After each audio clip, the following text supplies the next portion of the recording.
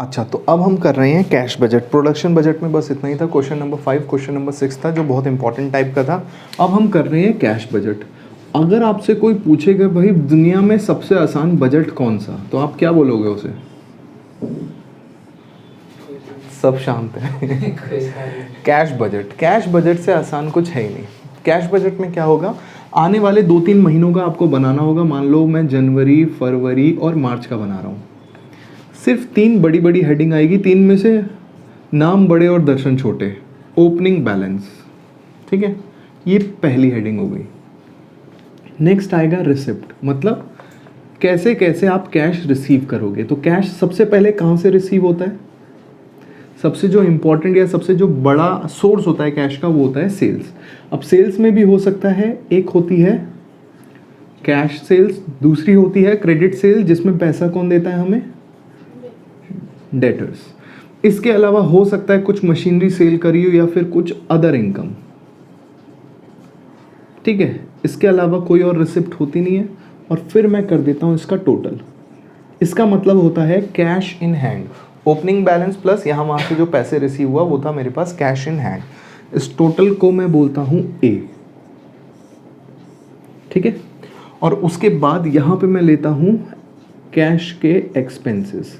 Expenses क्या होंगे? Material, labour, overhead and other expenses. Similarly इनका टोटल करते हैं, ये आ जाएगा मेरे पास बी। और फिर आएगा मेरे पास closing cash which is A minus B. Simple है ना।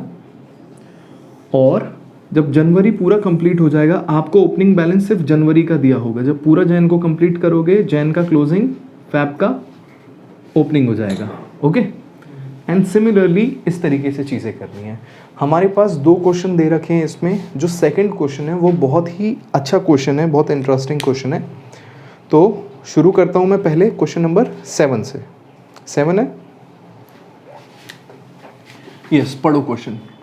अच्छा, बिफोर डूइंग द क्वेश्चन जल्दी से ढूंढ लो कितने महीनों के लिए बनाना है हमें।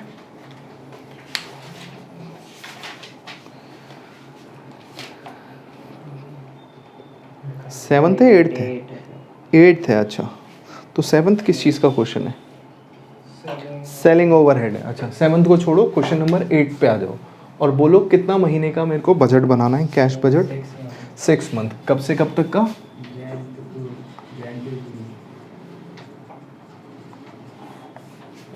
जनवरी से जून तक का, ठीक है। Jan, Feb, March, April, May and June.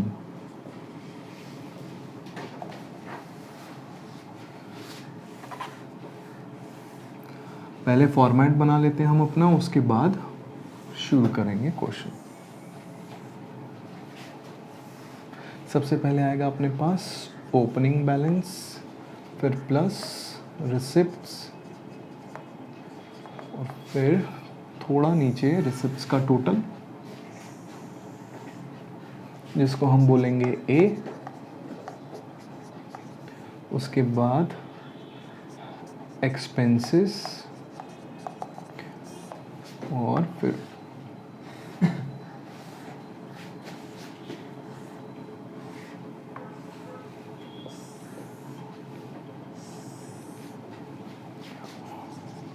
Total B, और उसके बाद closing cash which is A minus B, ठीक है। एंड याद रखना एज यूजुअल क्वेश्चन हम हमेशा एडजस्टमेंट से शुरू करेंगे। जैसे आपको एक टेबल दे रखा होगा जिसमें सेल्स, मटेरियल के खर्चे, लेबर के खर्चे दे रखे होंगे स्टार्टिंग में। सो ये तो मेन क्वेश्चन है, यहाँ से हम शुरू नहीं करेंगे, हम एडजस्टमेंट से शुरू करेंगे। पढ़ना शुरू करो। एक बार स्टार्टिंग में क्या लिखा है सबसे पहले वो पढ़ो। ABC Limited, a newly started company, wishes to prepare cash budget from January. Prepare a cash budget for the first 6 months from the following estimated revenue and expenses.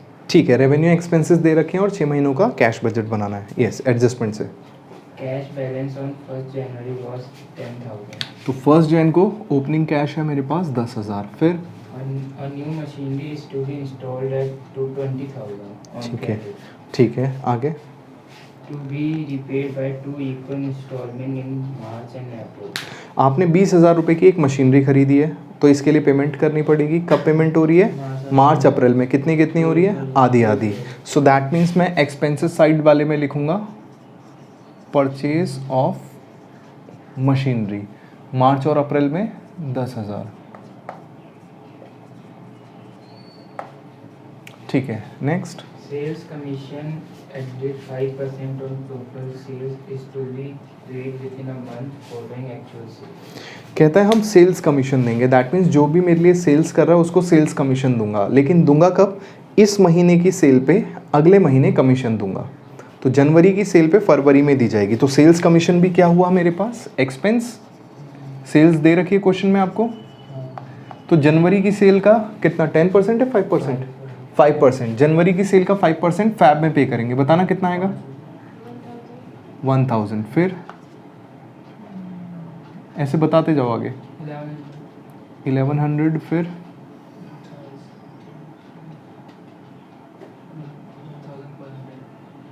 1000। ठीक है। फिर अप्रैल की सेल बताओ कितना है? 26,000। 36,000 तो 1800 आ गया। और फिर मई की सेल्स 1500। ठीक है, ये भी हो गया। Next. 10,000 being the amount of second call may be received in March. ठीक है।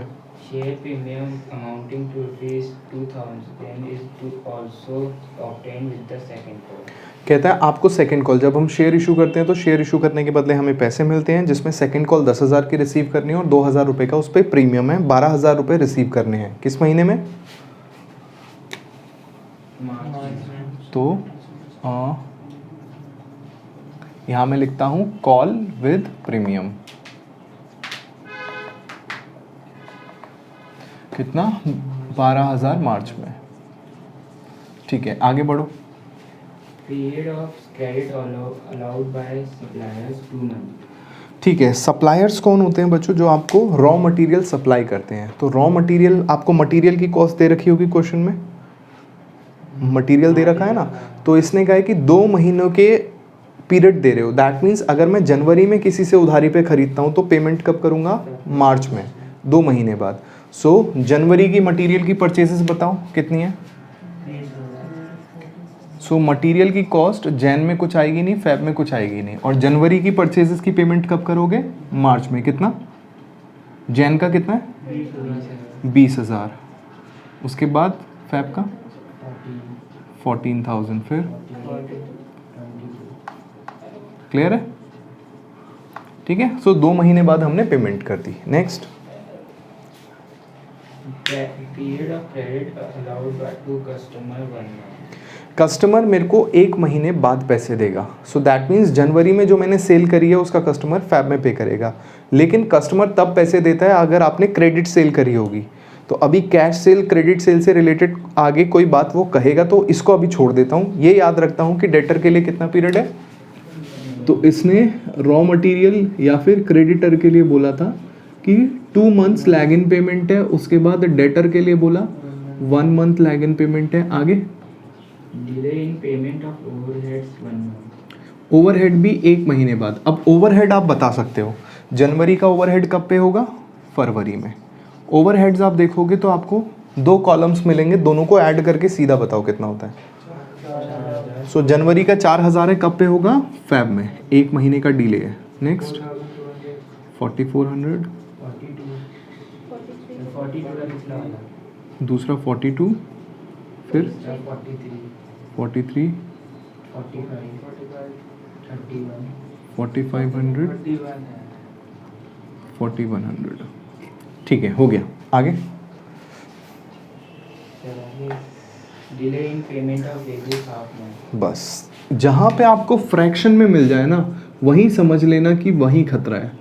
कहता है हाफ मंथ है अगर आप वेजेस की बात करो तो वेजेस के लिए हमें बनाना पड़ेगा एक वर्किंग नोट।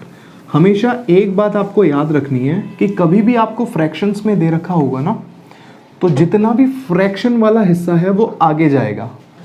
ठीक है। सो अगर 1/2 दे रखा है तो रिमेनिंग फ्रैक्शन क्या है? 1/2, तो दोनों इक्वल है, तो यहाँ कैलकुलेशन में वो फ़र्क नहीं पड़ेगा। लेकिन अगर इसने 1/4 दे रखा होता तो 1/4 मेरे को आगे ले जाना पड़ता और 3/4 को मैं करंट पीरियड में रखता। ठीक है, तो अब मैं देखता हूँ मैं क्या करूँगा। मेरे को जल्दी से वेजेस बताओ जनवरी से लेके जून तक की। रुको, जैन, फेब, मार्च, अप्रैल, मई, जून, हाँ कितना है? 4000, 4,000,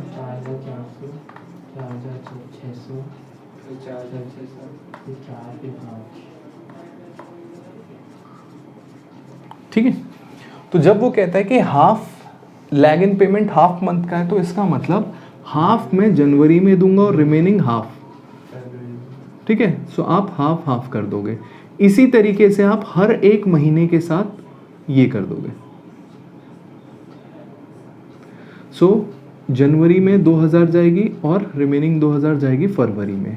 इस 44 का करूं तो 2200 इधर होगा, 2200, 46 का करूंगा तो 2300 एंड 2300, अगेन 2300 एंड 2300, 2000, 2000, 2500 एंड 2500। अब जनवरी से देखो कितना कितना बचता है।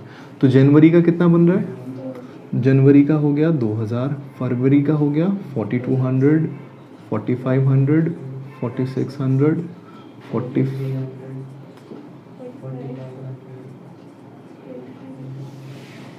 25 तो करना ही नहीं अपने को, सिर्फ ये 6 महीने करने हैं। तो क्लियर हुआ वेजेस वाला? यही चीज़ था जो आपको फंसा था। सो यहाँ पे मैं कर देता हूँ वेजेस। वेजेस में जैन में है 2000, फेब में है 4200, 45, 46। लो बच्चों, ये भी डन हो गया। आगे Assume cash sales to be 50% of total sales. कहता है कैश सेल्स टोटल सेल की 50% है, तो दैट मीन्स जितनी भी सेल है 50% करंट मंथ में ही आ जाएगी, क्योंकि कैश सेल्स है उसी टाइम रिसीव हो जाती है। तो रिसिप्ट में मैं जाके एक करता हूँ कैश सेल्स और एक करता हूँ received from debtor. Received from debtor. Cash cell बोलो बच्चों, जनवरी की कितनी है? 10,000 है, तो 10 की 5,000 क्या हो जाएगी? अच्छा 20 है वरना। सो दैट मीन्स 10,000 तो कैश सेल होगी और 10,000 जो क्रेडिट सेल होगी वो कब रिसीव होगी? अगले महीने फेब में। नेक्स्ट, ऐसे ही मेरे को हाफ हाफ करके बताते जाओ। 11 फिर 14, फिर 15, ठीक है। And similarly received from debtors में हम क्या करेंगे? जनवरी वाली फैब में होगी, फैब वाली जो रिमेनिंग 11 है वो यहाँ होगी 14,000, 18,000 एंड देन 15,000। ठीक है, ओपनिंग तो आएगा मेरे पास। लो बच्चों, क्वेश्चन फिनिश हो चुका है और तो कुछ नहीं बचा हमारे पास। ऊपर जो टेबल में दे रखा है मैंने सारे आइटम्स ले लिए ना।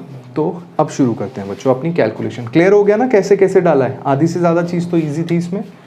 10,000 था ओपनिंग, एक था 10,000 ओपनिंग प्लस 10,000 की कैश सेल्स, कितना आ गया? आपकी जेब में 20,000 रुपये पड़े हैं जिसमें से 2 आपने दे दिए, तो कितना बचा? ओ सॉरी, पहले इसका टोटल करना है 2,000 और ये बचेगा 18,000। सो 18,000 यहाँ ओपनिंग हो जाएगा। 18 के बाद 29,000, 39,000 ये आ गया और ये आ गया 4,892,200। माइनस करो उसमें से 9,200, ये आ जाएगा 20,800, 29,800। सो 29,800 ऊपर चला गया एंड सो ऑन। आप पूरा कर सकते हो ना। बस ध्यान रखना यहाँ पहले एक्सपेंसेस का टोटल कर लेना। एक्सपेंसेस ढेर सारे हैं वरना कंफ्यूज हो जाओगे। हो जाएगा ना? जल्दी से इसको नोट करो, फिर नेक्स्ट क्वेश्चन करेंगे। पर 8 की तरफ कि 9 कर दिया? ठीक है, क्वेश्चन नंबर 9 हम कर रहे हैं। क्वेश्चन नंबर 9 हमने 7 क्यों स्किप किया? फर्जी है इसलिए। हमने 5 6 किया था या 4 5 किया था? 5 6 किया था, तो 7th का खुद ट्राई कर लेना, हो जाएगा, कोई वो नहीं है। ओके, तो क्वेश्चन नंबर 9 हम कर रहे हैं। क्वेश्चन नंबर 9 में देखो कितने महीनों के लिए बनाना है? 3।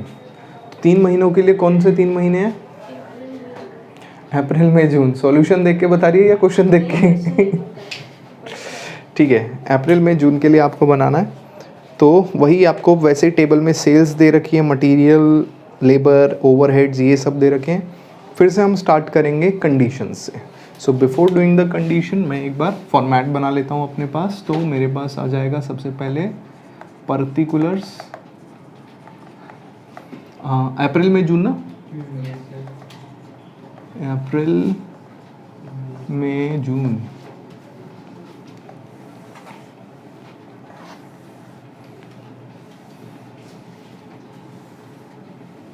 जो आप ये क्वेश्चन कर रहे हो ना, सेम टू सेम यही क्वेश्चन हर एक आइटम में 2-2 जीरोस बढ़ा के आपके एग्जाम में आया हुआ है। सबसे पहले आएगा हमारे पास ओपनिंग कैश, फिर ऐड करेंगे इसमें receipts, total cash A,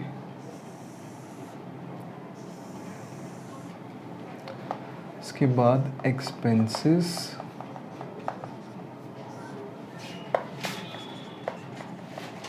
total expenses,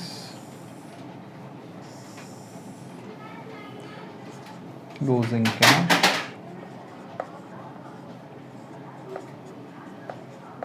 A minus P.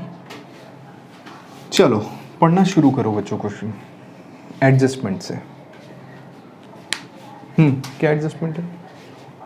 Sales that is 10% are in cash. Sales cash.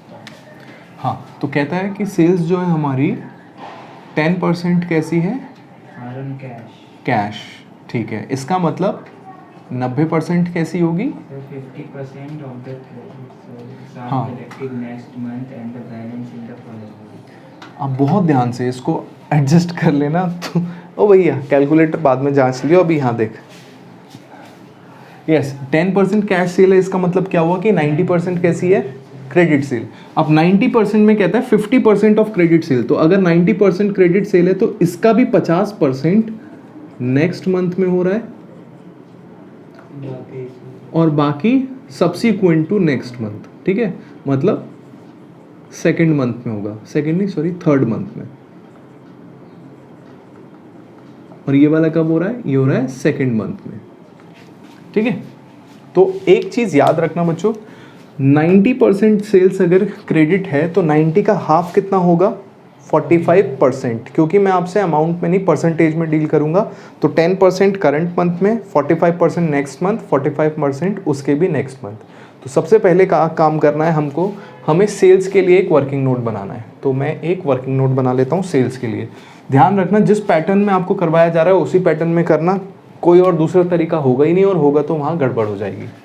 तो हमारे पास महीने कहाँ से कहाँ तक दे रखे हैं? Feb, March, April, May and जून।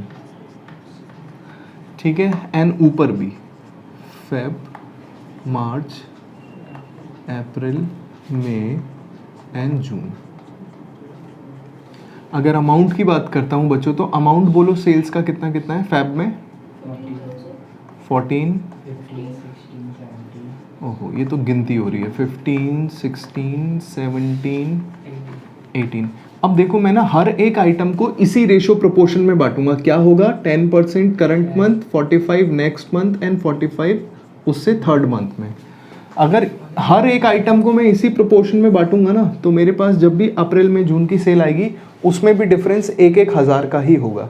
ये मैथमेटिकल बात है। वैसे तो आपके पास कैलकुलेटर है तो कोई चिंता वाली बात नहीं है। अब देखो बच्चों, फरवरी की सेल में 10% मतलब 1400 कब रिसीव होगा? फैब में 45% निकालो 14,000 का।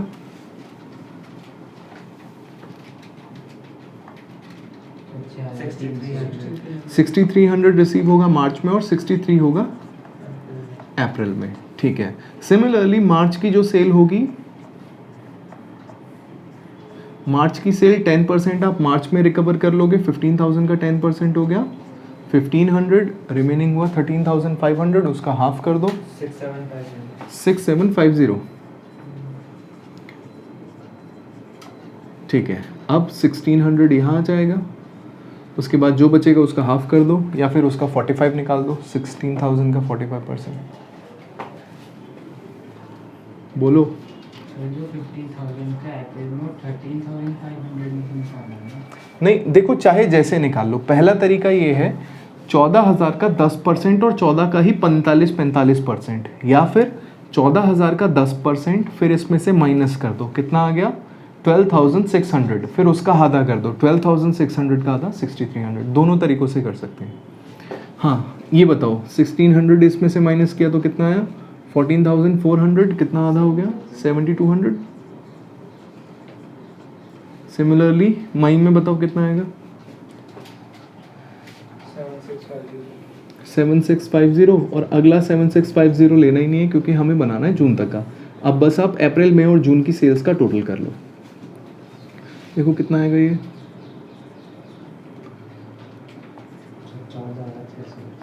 14,650। फिर इसको टोटल करो, आप करो, मुझे पता है ये 15,650 है और ये 16,650 है।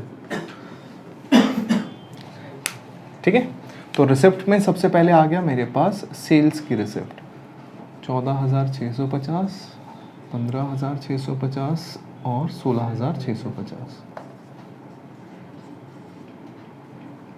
ठीक है, आगे बढ़ो। नेक्स्ट आइटम क्या है? Creditors materials to 2 month. Material 2 महीने का है, दैट मीन्स जो फरवरी का होगा वो अप्रैल में जाएगा। ठीक है ना, फरवरी का मार्च छोड़ के अप्रैल 2 महीने बाद है। तो मटेरियल के लिए बताओ फरवरी का कितना है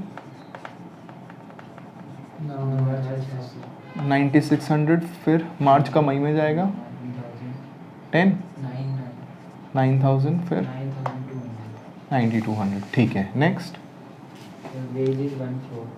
वेजेस 1/4। बहुत ध्यान से बच्चों, जैसे हमने पिछले वर्किंग नोट में किया था, ये है मेरे पास सेल्स के लिए, ऐसे ही मैं करता हूँ वेजेस के लिए।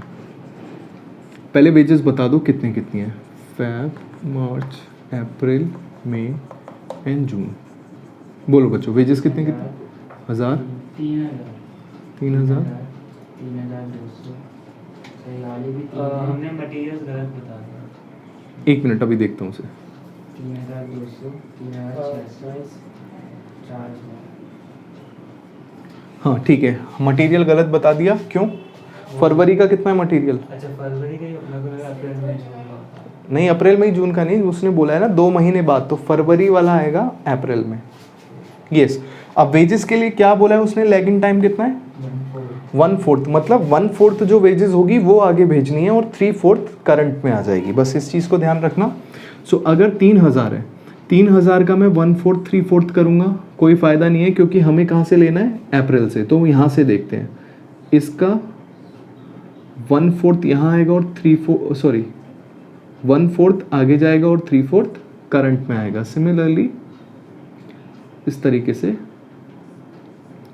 1/4 लैग इन पेमेंट है ना 1/4, तो 1/4 हमेशा आगे जाएगा और 3/4 करंट में रहेगा। बस इसको ध्यान रखना।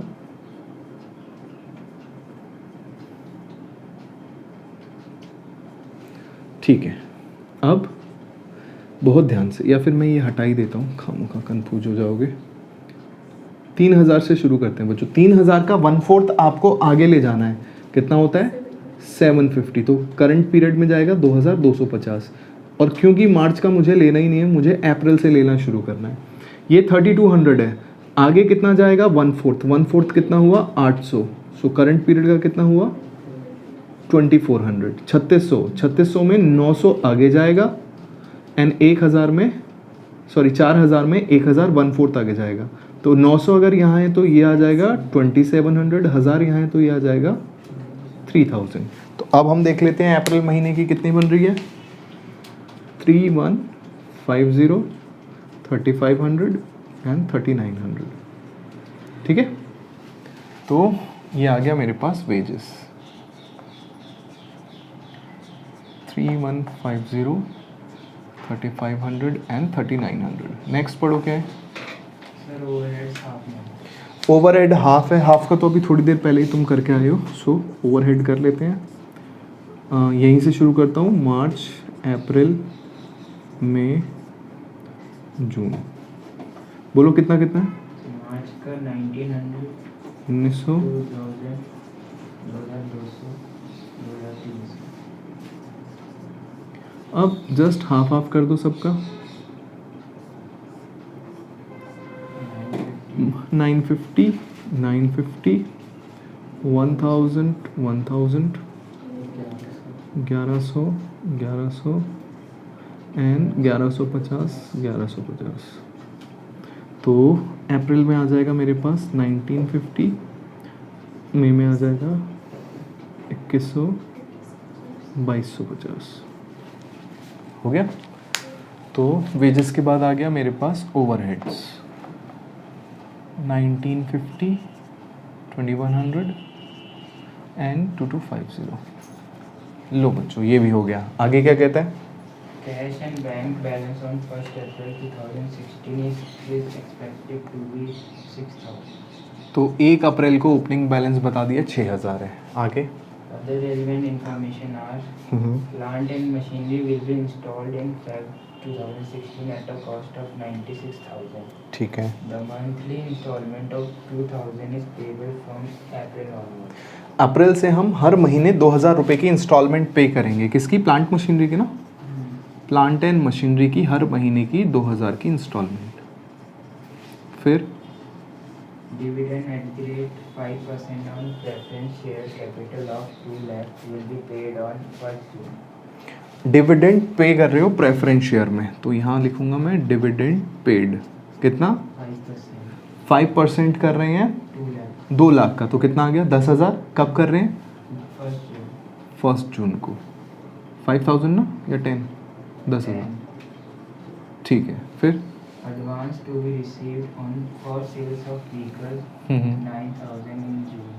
तो सेल ऑफ व्हीकल, इससे हमें जून में 9,000 रुपये मिल रहे हैं। 9 ही था ना। नेक्स्ट आगे Dividends from investment amounting to rupees 1,000 are expected to be received in June. Dividend received कितना? The 1,000 रुपये। फिर ख़त्म क्वेश्चन। ठीक है, लो हो गया। इसका टोटल किया मैंने, ये आ गया मेरे पास 20,650। इसी तरीके से खर्चों का टोटल करके बताओ कितना आएगा?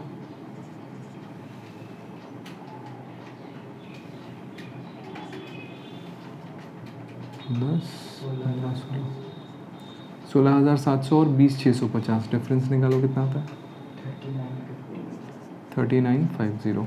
देन ये यहाँ पे ओपनिंग हो जाएगा 3950।